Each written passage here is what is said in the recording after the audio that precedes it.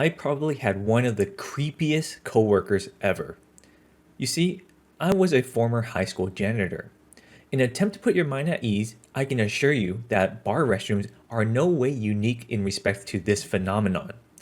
The worst part was the individual on my crew. Let's just call him Larry for the sake of this story.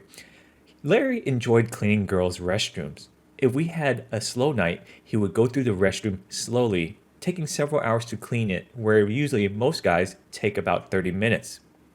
He indulged in every single smell. I kid you not. He went through the trash piece by piece and inhaled it in every receptacle. The good news is that he was fired. No, not for advances on my coworkers or inappropriate comments, but for sleeping while being on the clock. Last I heard, his plans was to go to Alaska, buy a motorcycle, and as he enthusiastically stated, grow one of them long beards. This is my nightmare work story. I was a sales associate at Bath and Body Works. As a shopper, I'd never been inside a Bath and Body Works where the employees gave customers hand massages with the lotion. But I swear to God, we had one at the one I worked at. We had to have a sales goal for the day. Pick our favorite lotion and force it upon the people as they walked by our store. Then while rubbing their hands, we would exclaim of how wonderful the properties of the lotion and why on earth you should pay $18 for it while you have your manager is asking you how many you have sold through your earpiece. Not only did it make me feel creepy, it attracted creepy old men who felt obligated to tell me exactly what they would like to do with the body butter lotion. The smell of all the products made me want to throw up after a couple of weeks. And there was a nice old woman who had been working there for years and her hands were cracked and bleeding from all the handling with the crappy lotion all day. I had to quit after 6 weeks. I only got paid $7.50 an hour to rub lotion on skin. This was back in 2011. This is my nightmare work story. At an auto assembly line for $6 an hour. The company was a slave ship subcontractor for GM, so no union. We did interior pieces for minivans. My job was to press the foam lining around the air conditioning vents behind the dashboards. We were required to work overtime every single day because we were behind on quota. This meant that I was on my feet for 10 plus hours a day, 6 days per week, except for a half an hour lunch and 2 breaks. My heart sunk to every damn time those forklifts dropped off another pallet of dashboards near my station, usually within minutes of finally catching up on the load I had. The only positive was that I worked with a lot of good people. The building was a gigantic sheet metal barn with windows about 20 feet above the floor. I worked there during the winter, so it was get out of bed in the dark, drive home in the dark. I used to go outside to eat my lunch in my car just to see the sun. After the blisters I got on the first day, I wrapped my fingertips in medical tape for the rest of the time I worked there. Mid-management was bugging me constantly to become permanent. I got the job through a hiring agency. We were treated less than shit with violations out of the wazoo. Injuries were kept in-house and employees were discouraged from going to the doctor as much as possible. Just an absolute shithouse. When I heard they lost their contract and closed about 12 years ago, I practically danced a jig, though I was wondering how many of my old coworkers were still stuck working there. I still hope they're doing better now than they were. This is my nightmare work story. One desperate summer, after losing one job and on verge of being evicted, I responded to a classified ad that promised $400 per week, guaranteed, no experience necessary. With no other information about what the job was, that's how I learned an important lesson. If a job posting lists only salary information with nothing about what the actual job is, that's because posting what the job is would keep people from applying to it.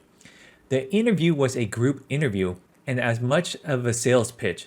By the end of it, I still had no idea what I'd be doing.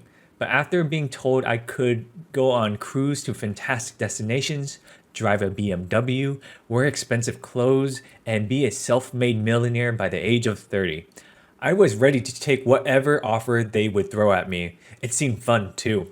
While we were in the interview, we could hear music blasting and people cheering, which how this company would start and end every day.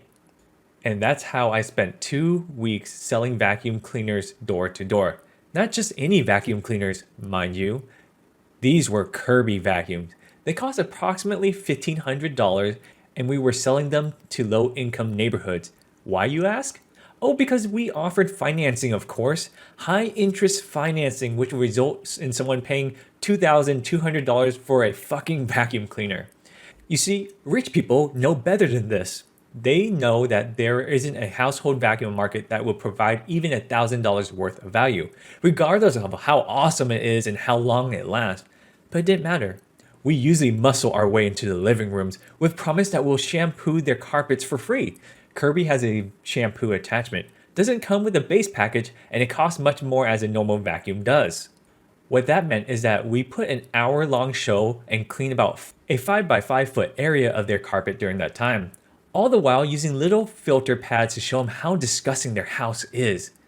We run the vacuum over the mattress to really gross them out.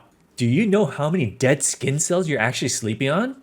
Probably the best you don't know. Either way, it still isn't healthy. It's just kind of gross looking at it.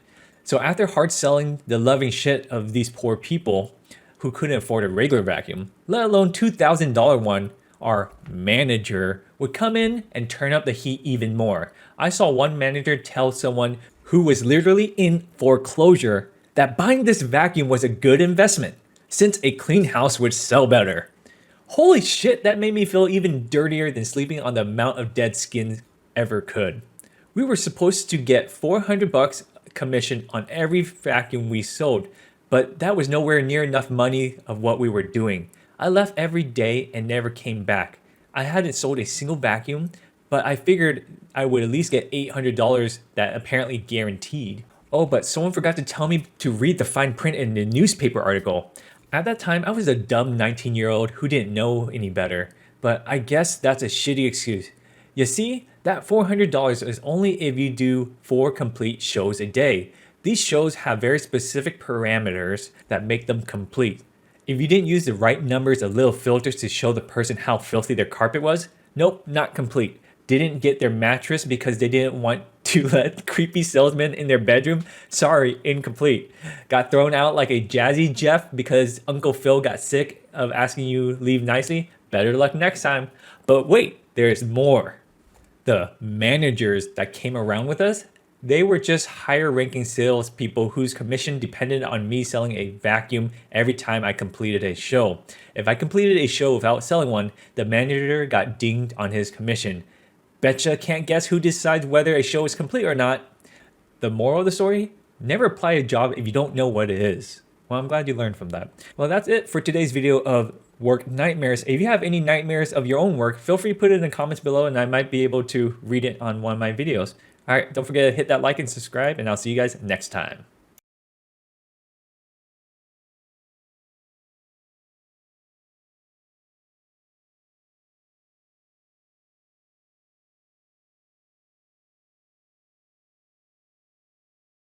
I probably had one of the creepiest coworkers ever. You see, I was a former high school janitor. In an attempt to put your mind at ease, I can assure you that bar restrooms are no way unique in respect to this phenomenon. The worst part was the individual on my crew. Let's just call him Larry for the sake of this story. Larry enjoyed cleaning girls' restrooms. If we had a slow night, he would go through the restroom slowly, taking several hours to clean it, where usually most guys take about 30 minutes. He indulged in every single smell. I kid you not. He went through the trash piece by piece and inhaled it in every. Alright, don't forget to hit that like and subscribe, and I'll see you guys next time.